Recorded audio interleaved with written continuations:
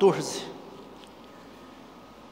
Ainda não terminamos as exposições em Daniel, provavelmente nós teremos mais 2 sermões, mas hoje eu gostaria de meditar com os irmãos nesse texto, ocasião da ceia do Senhor também. João capítulo 14, do versículo 1 ao versículo 15. Aqui o Senhor Jesus vai trazer conforto aos discípulos, e com certeza também Ele há de confortar e consolar os nossos corações, e nos ensinar a confiar nele em todas as circunstâncias. Jesus acabara de cear, o traidor tinha sido já tinha sido apontado, e Jesus estava indo para a cruz. De agora para frente, em uma visão humana, era só para trás. Tudo ia dar errado. Mas sob uma visão humana, não sobre a visão divina. Porque aquilo que não faz sentido para os homens, que é loucura para os homens, é sabedoria de Deus. Aquilo que pode ser fraqueza dos homens é poder de Deus. Morrer numa cruz era fraqueza, era sinônimo de fraqueza. Trazer vida por meio da morte é loucura. Mas foi assim que Jesus conquistou vida para nós. E é assim que Ele teve o poder para vencer a morte. E é sobre isso que Ele vai nos ensinar neste texto aqui. Vamos ler. Diz assim: não se turbe o vosso coração. Credes em Deus, crede também em mim, Jesus dizendo. Na casa de meu pai há muitas moradas, se assim não fora, eu vô-lo teria dito. Pois vou preparar-vos lugar. E quando eu for e vos preparar lugar, voltarei e vos receberei para mim mesmo, para que onde eu estou, estejais vós também. E vós sabeis o caminho para onde eu vou. Disse-lhe Tomé: Senhor, não sabemos o caminho para onde vais. Não sabemos para onde vais, como saber o caminho? Respondeu-lhe Jesus: eu sou o caminho e a verdade e a vida. Ninguém vem ao Pai a não ser por mim. Se vós me tivesseis conhecido, conheceríeis também a meu Pai. Desde agora o conheceis e o tendes visto. Replicou-lhe Felipe: Senhor, mostra-nos o Pai, isso nos basta. Disse-lhe Jesus: Felipe, há tanto tempo estou convosco e não me tendes conhecido. Quem me vê a mim, vê o Pai.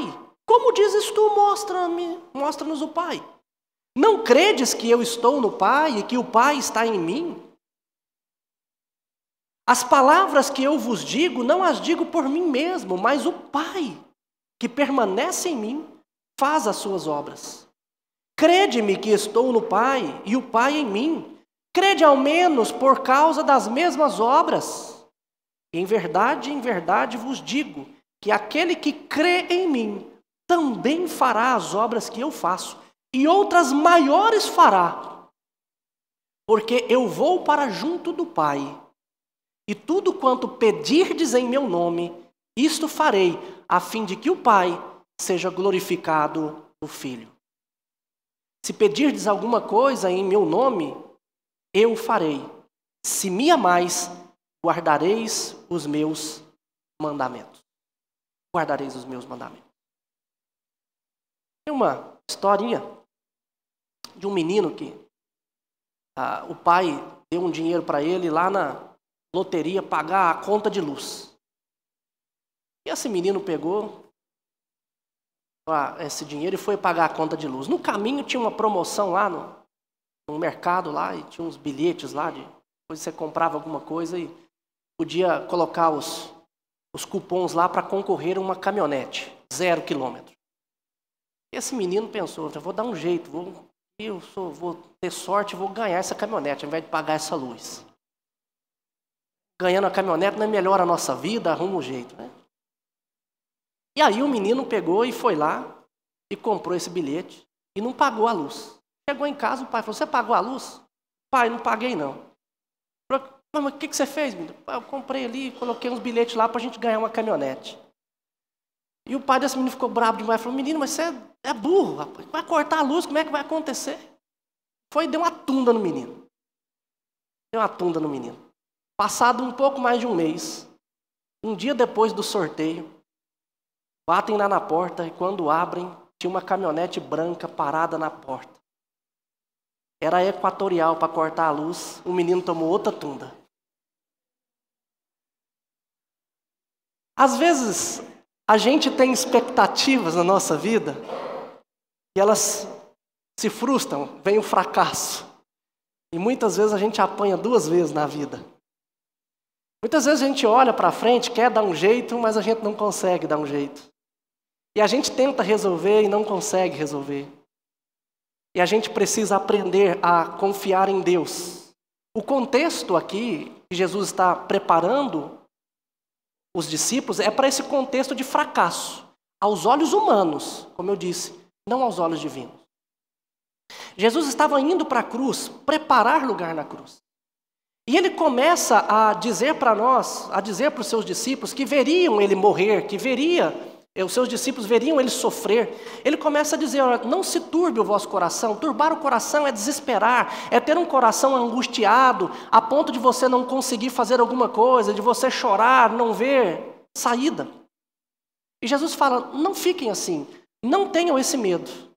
E Jesus então vai nos ensinar como é que nós podemos fazer para não ter esses medos que muitas vezes nos assolam. Quantas vezes a gente fica com medo do futuro? Quantas vezes a gente tem medo das coisas ruins acontecerem conosco? E nós não aprendemos aquilo que precisamos aprender, não sabemos aquilo que precisamos saber para não ter esses medos. A gente tem medo de morrer? Não deveríamos, porque o Senhor Jesus venceu a morte. Mas a gente tem medo.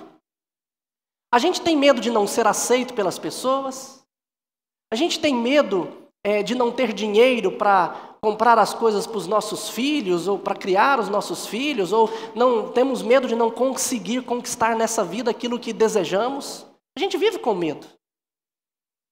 E o Senhor Jesus aqui vai nos ensinar a pensarmos naquilo que é principal e não termos medo dessas coisas.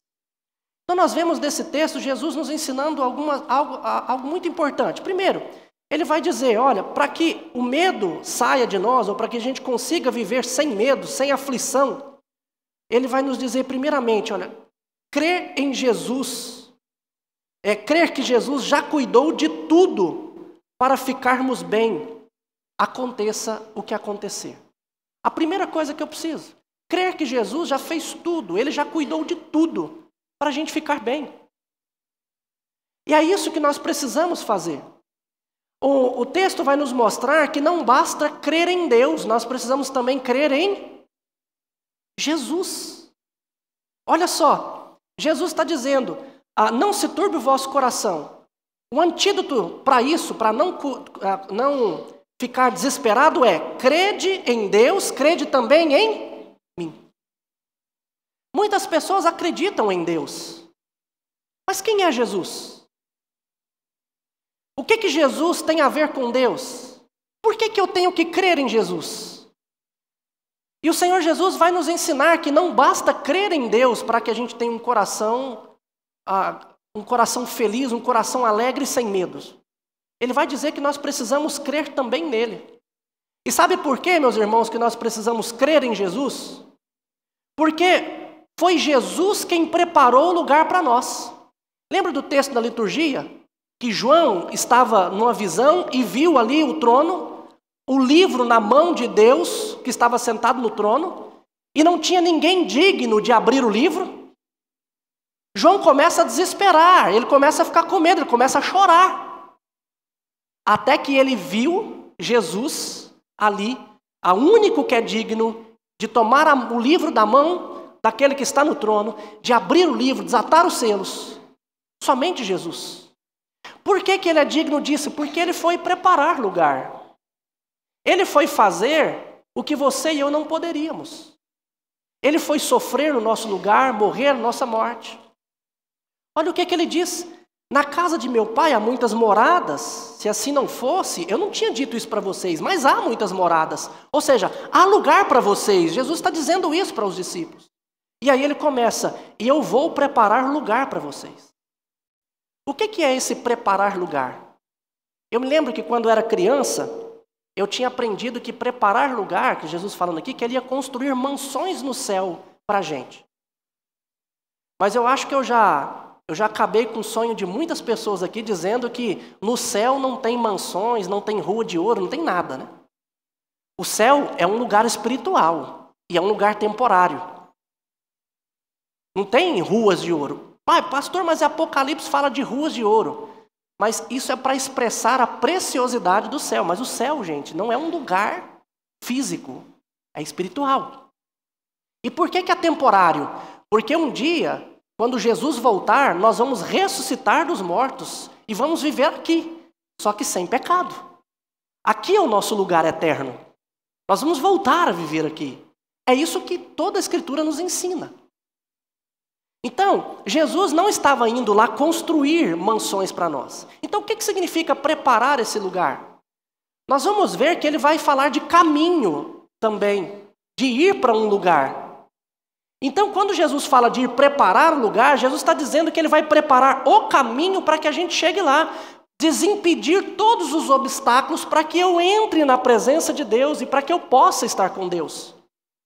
Preparar lugar, então, é isso. O que Jesus está fazendo? Ele está indo para a cruz, morrer na cruz, para que por meio da sua morte, os nossos pecados fossem pagos. E por meio da sua ressurreição, nós pudéssemos também esperar que um dia nós iremos ressuscitar. Preparar lugar, indo preparar lugar, é exatamente isso. Morrer na cruz, para que os nossos pecados sejam perdoados. Meus irmãos, desde o Antigo Testamento, o Senhor já ensinou o seu povo de Israel que era necessário um cordeiro morrer para o perdão dos nossos pecados. Assim eram os sacrifícios no Antigo Testamento. Um cordeiro morria para que alguém pudesse ter os pecados perdoados. Isso já apontava para Cristo Jesus. O povo foi educado a entender, olha, um cordeiro tem que morrer no meu lugar, um cordeiro tem que morrer no meu lugar. Todas as vezes que eles sacrificavam, eles lembravam disso, um cordeiro tem que morrer no meu lugar. E quando Jesus estava caminhando ali, João Batista, e isso está escrito em João capítulo 1, 29, no dia seguinte viu João a Jesus que vinha para ele e disse: eis o Cordeiro de Deus que tira o pecado do mundo. João Batista aponta para Jesus e diz: este é o Cordeiro que tira o pecado do mundo.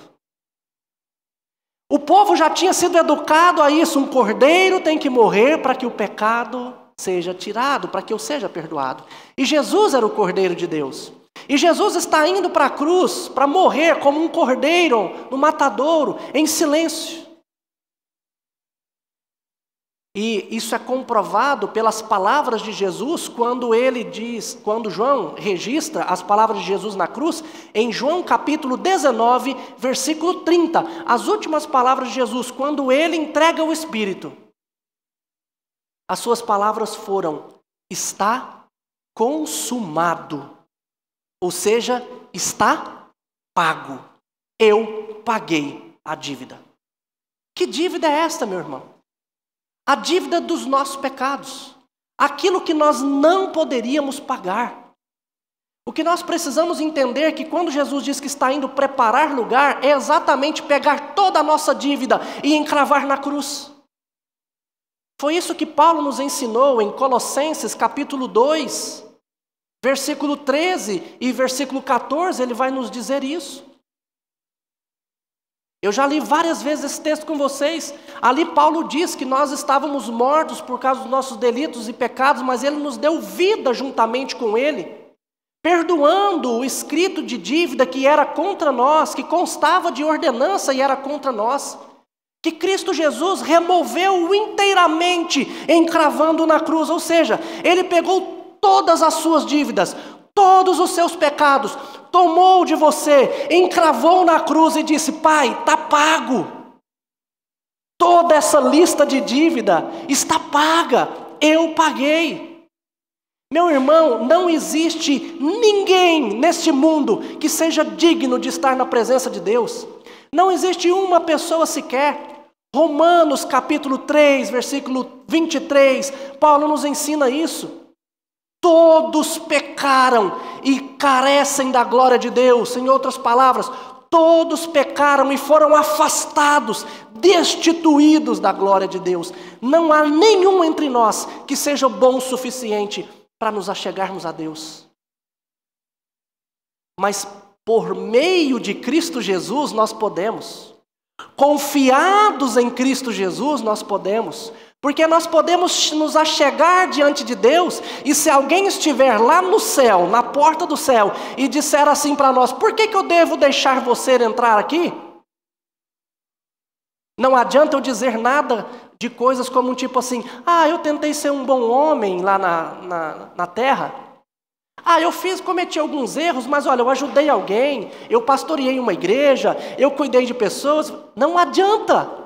Isso não adianta. Nós não podemos nos achegar diante de Deus com as nossas justificativas, mas por meio de Cristo eu posso chegar, e quando eu chegar lá, se alguém fizer essa pergunta, eu posso simplesmente dizer: olha, eu não mereço estar aqui, mas Cristo Jesus pagou um preço por mim.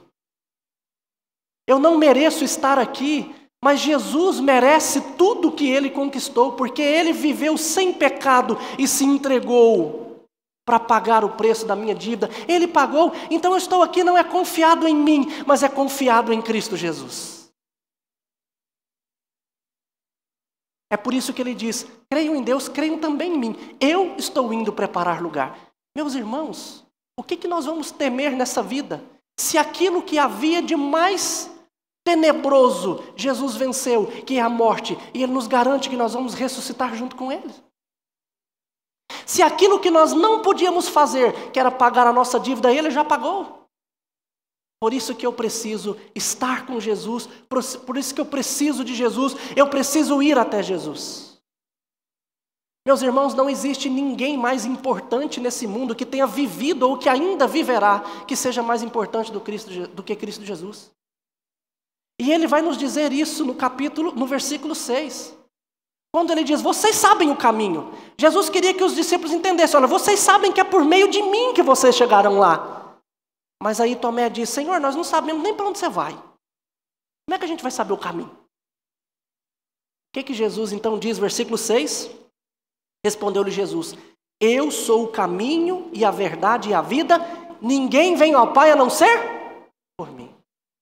Jesus é muito claro aqui, meus irmãos, em mostrar para todos nós que Ele é a pessoa mais importante nesse mundo. Porque ninguém pode levar a Deus a não ser Jesus. Pastor nenhum pode levar alguém ao céu. Santo nenhum que já viveu nessa terra pode levar alguém ao céu. Seja São João que escreveu esse texto aqui, seja São Paulo, seja São qualquer um, todos eles dependeram de Cristo Jesus.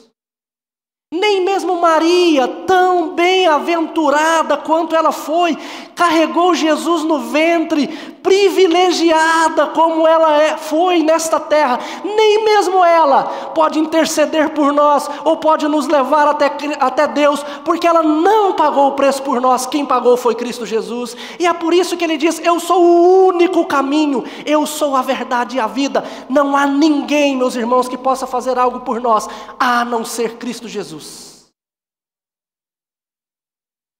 E é Ele quem vai confortar e consolar o nosso coração todos os dias.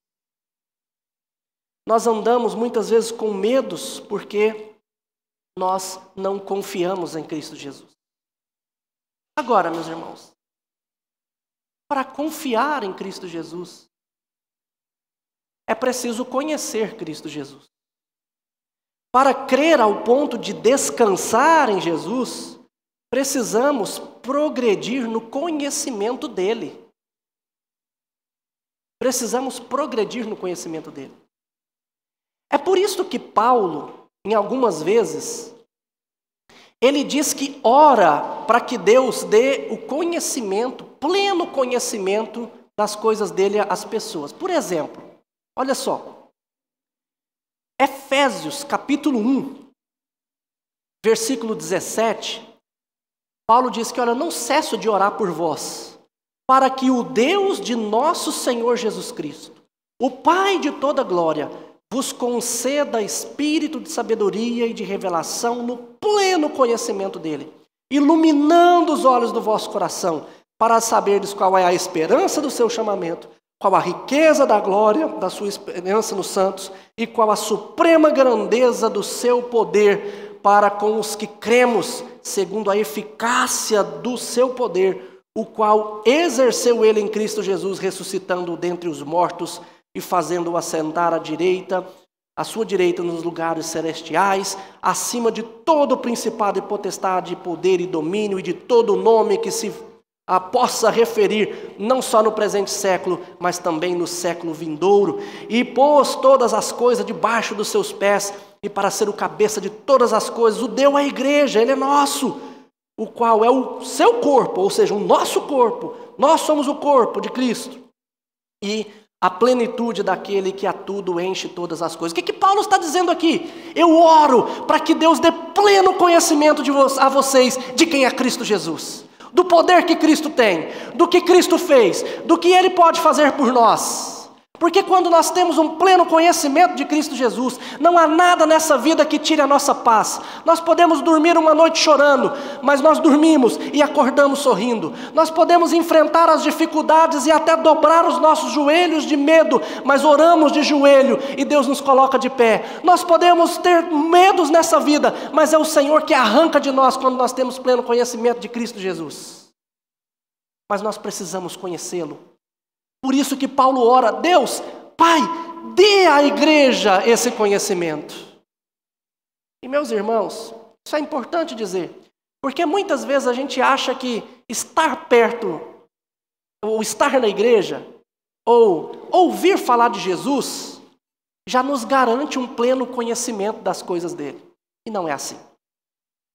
Voltando para o nosso texto que eu li, em João, capítulo 14. Jesus fala, versículo 4, e vós sabeis o caminho para onde eu vou. O que Tomé diz?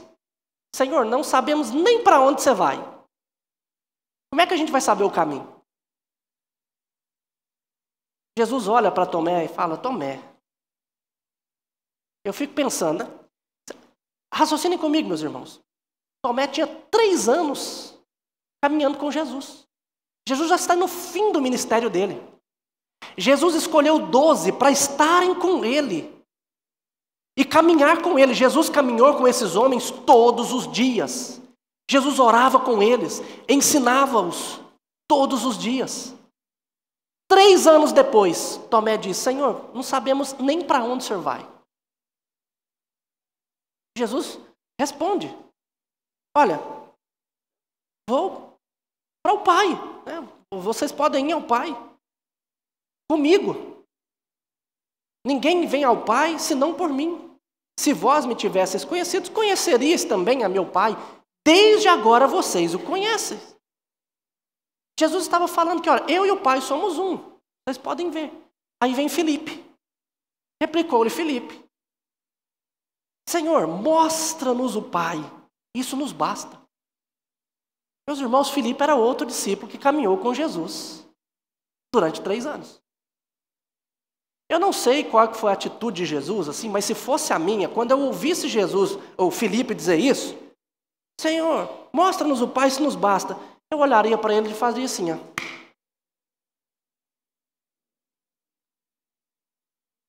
Pelo amor de Deus, Filipe. 3 anos caminhando com vocês, ensinando vocês. Você diz, mostra-nos o Pai, isso nos basta? Meus irmãos, o que eu quero dizer com vocês é que nós podemos vir à igreja todos os dias. Você, jovem ou adolescente, pode ser filho de crente, pode ter a sua Bíblia em casa. Você pode frequentar reuniões na igreja, pode saber orar, pode saber até alguns versículos de cor, mas isso não significa que você conheça Jesus de verdade. Porque conhecer Jesus vai muito mais além do que saber quem Ele é. Conhecer Jesus implica muito mais em simplesmente ouvir falar dele. Mas para conhecê-lo, nós precisamos buscá-lo todos os dias. Nós precisamos confiar nas palavras dele, buscar acreditar nas palavras dele. Nós precisamos orar constantemente. Nós precisamos deixar de lado a nossa vida para buscá-lo. O Senhor Jesus já disse isso aos seus discípulos algumas vezes. Olha, para vocês me seguirem, vocês têm que negar a vocês mesmos, as suas vontades, vocês têm que me buscar de todo o coração. Por que muito crente tem medos em seus corações que não conseguem arrancar? Porque ainda não conhecem Jesus de fato, de verdade. Porque se de verdade ele conhecer, ele vai conseguir arrancar. Nós precisamos buscar o Senhor Jesus. Em Mateus capítulo 11, versículo 28, 29 e 30, o Senhor Jesus diz: vinde a mim todos que estáis cansados e sobrecarregados, e eu vos aliviarei. Você está cansado? Está sobrecarregado? Vá até Jesus. Ele diz: aprendei de mim, porque sou manso e humilde de coração, e achareis descanso para a vossa alma. Porque o meu fardo é leve, o meu jugo é leve, o meu jugo é suave, e o meu fardo é leve. O que é que Jesus está dizendo? Quando vocês aprenderem de mim, vocês acharão descanso para a alma de vocês. Quando nós aprendemos de Jesus, há descanso para a nossa alma. Meus irmãos, eu sei que muitas pessoas sofrem e buscam recursos desta terra, recursos dos homens. E eu não sou contrário a isso. Muitas vezes nós precisamos de um remédio para acalmar o nosso coração, a nossa mente ou alguma coisa. Muitas vezes nós podemos buscar uma terapia que possa nos ajudar e nos conduzir. Isso é bom, são coisas boas que Deus deu oportunidade para nós. Muitos vão nos ajudar e nos direcionar, mas preste atenção nisso que eu vou te dizer. O Senhor Jesus disse: vós que estáis cansados e sobrecarregados, vinde a mim todos que estáis cansados e sobrecarregados, e eu vos aliviarei. Tomai sobre vós o meu jugo e aprendei de mim, e achareis descanso para a vossa alma. Você quer de fato achar descanso para a sua alma? É buscando a Cristo Jesus. Não precise deixar de lado nada daqueles recursos que nós possamos buscar aqui nessa terra. Mas nós só encontraremos paz, descanso verdadeiro para a nossa alma quando nós aprendermos tudo sobre Cristo Jesus. Quando de fato pudermos confiar verdadeiramente nele. E isso é ele quem está dizendo para nós. Portanto, meu querido, aprender de Cristo Jesus é o mais importante para a nossa vida. Se nós confiássemos de fato em Cristo Jesus. Tantas coisas poderíamos fazer. E o texto vai terminar mostrando exatamente isso para nós. Olha o que o versículo 12 vai nos dizer. Em verdade vos digo, que aquele que crê em mim, fará também as obras que eu faço, e outras maiores fará, porque eu vou para junto do Pai. Olha o que Jesus está dizendo, meus irmãos. Ele diz: discípulos, meus queridos, confiem em mim. Confiem em mim. Eu estou preparando tudo para vocês. E quando o Senhor Jesus prepara tudo para nós e nós confiamos nele, não há quem arranque de nós. Foi isso que João também registrou, as palavras de Jesus registradas em João capítulo 6, versículo 37, quando ele diz: todo aquele que o Pai me dá, esse virá a mim, e o que vem a mim, de modo nenhum o lançarei fora. Pelo contrário, eu o ressuscitarei no último dia. Olha o que Jesus está dizendo. Quando nós vamos até Ele, Ele não deixa a gente se perder. Ele vai nos ressuscitar no último dia. Quando eu entrego a minha vida para Ele, quando eu creio nele, quando eu busco aprender dEle, entreguei minha vida, acabou, não preciso ter medo.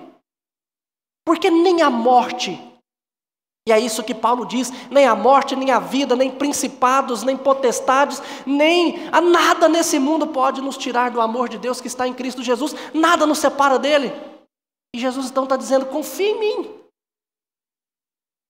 Os discípulos, aparentemente a gente poderia pensar que já confiavam, mas não, ainda não. Precisavam aprender de Jesus. Agora, quando nós então confiamos, aprendemos dele, nós seremos capazes de fazer as obras que Cristo Jesus faz e outras maiores, porque Jesus diz: eu estou indo para junto do Pai. Em outras palavras, meus irmãos, o que Jesus estava dizendo para nós é que ele começou uma obra de anunciar o Evangelho, ensinou os 12 a ensinar o Evangelho. E o que é o Evangelho? Boa nova de salvação. É a boa notícia da salvação. E qual é essa boa notícia da salvação? Que Jesus morreu na cruz para pagar pelos nossos pecados. E Jesus começou essa obra e disse aos apóstolos: vocês precisam continuar. E aqui ele garante que se nós aprendermos dele, que se nós crermos nele, nós faremos essas obras que Jesus começou a fazer e outras maiores ainda faremos. Ao longo de toda a história, a igreja tem pregado o Evangelho, a igreja tem confortado os corações, a igreja tem animado pessoas. Por quê? Porque essas obras glorificam a Deus, e é isso que Jesus disse para nós. E se nós confiarmos neles, nós seremos bênçãos de Deus na vida das pessoas. Você pode estar triste, você pode achar que você não pode fazer nada, você pode achar que é inútil, de repente que você não sabe nem pregar o Evangelho, mas se você confiar em Cristo Jesus, se você aprender de Cristo Jesus, o que Ele está dizendo para você é que você vai fazer as mesmas obras que Ele fez. E obras maiores ainda todos nós faremos. Você pode ser alguém que sara o coração de outra pessoa falando de Cristo Jesus. Você pode ajudar a muitos, não somente ser ajudado. É isso que Jesus está dizendo.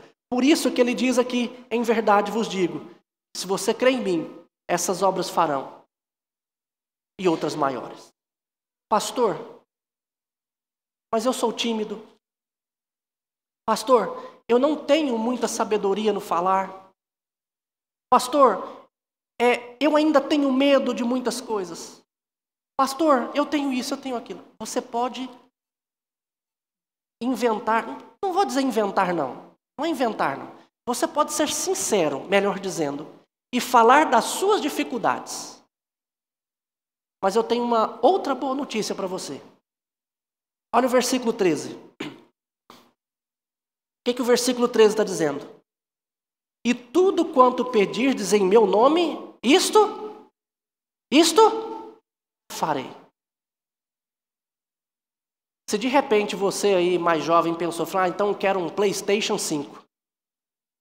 Eu vou pedir para ele. Ou então outra pessoa falou: então eu quero um celular. Não, quero uma casa, quero um filho, quero isso. Se você pediu qualquer coisa nesse sentido, você ainda não entendeu o que Jesus está dizendo aqui.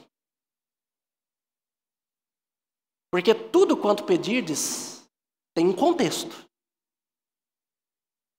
Não é tudo, absolutamente tudo que eu desejo. E o Senhor está dizendo aqui: olha, você é capaz de descansar o seu coração nele, de confiar nele, de vencer os medos. Você é capaz disso. E você é capaz de fazer coisas maravilhosas nesse mundo em nome dele. E então ele diz: se necessário for, o que você pedir para que isso aconteça, você pode pedir que eu farei. Ele termina o versículo 13 dizendo: eu farei isso a fim de que o Pai seja glorificado no Filho. Meu irmão, você pode enfrentar qualquer dificuldade nesse mundo que de repente você fala assim: eu não tenho conseguido vencer. Mas você pode se ajoelhar aos pés do Senhor e pedir: Senhor, me ajuda. Senhor, me anima. Senhor, eu quero ser um servo do Senhor que testemunha a respeito do Senhor. Eu quero ser um servo que possa abençoar outras pessoas e falar do Senhor para as outras pessoas. Eu estou com esse problema de saúde, eu estou com esse problema emocional, eu estou com esse problema, seja qual for. Senhor, me tira dele, não somente para o meu alívio, mas também para eu ser bênção na vida de outras pessoas, para eu poder testemunhar, para eu poder consolar. E eu posso dizer para você, certeza, que se você clamar ao Senhor e você pedir ao Senhor, Ele vai fazer tudo a fim de que o Pai seja glorificado, para que as pessoas que um dia pensaram, essa pessoa não é capaz de sair desse problema, essa pessoa não é capaz de vencer as drogas, essa pessoa não é capaz de vencer os vícios, essa pessoa não é capaz de sair da depressão, para a honra e glória do Senhor Jesus, você pode pedir que Ele vai atender, ao ponto dessas pessoas dizerem, só por Deus mesmo, porque eu não acreditava que isso acontecesse, mas vai acontecer. Porque tudo aquilo que glorifica ao Senhor, tudo aquilo que é para ser bênção na vida das pessoas, você pode ter certeza que Deus fará. Ele fará tudo quanto nós pedirmos. E o Senhor Jesus, então, depois de tudo isso, meus irmãos, de dizer, olha, confia em mim, somente em mim, não confie em outro. Você precisa confiar em Deus o Pai, em mim, porque eu e Ele somos um. Então confie em mim. Quando nós vamos até Jesus e aprendemos dele, e o Senhor Jesus diz, você pode pedir qualquer coisa a fim de que o Pai seja glorificado. Ele conclui dizendo, versículo 15, se me amais, guardareis os meus mandamentos. E uma coisa que o Senhor Jesus nos manda aqui, é confiar nele. Meus irmãos, se nós o amamos, e guardamos os seus mandamentos, se praticamos, se confiamos e acreditamos naquilo que o Senhor Jesus nos diz, você pode ter certeza, meu irmão, que não existe problema nenhum nesse mundo que possa vencer um servo do Senhor. Eu já disse aqui e repito, nós podemos buscar os recursos da terra, mas antes de buscar os recursos da terra, nós precisamos buscar os recursos do céu.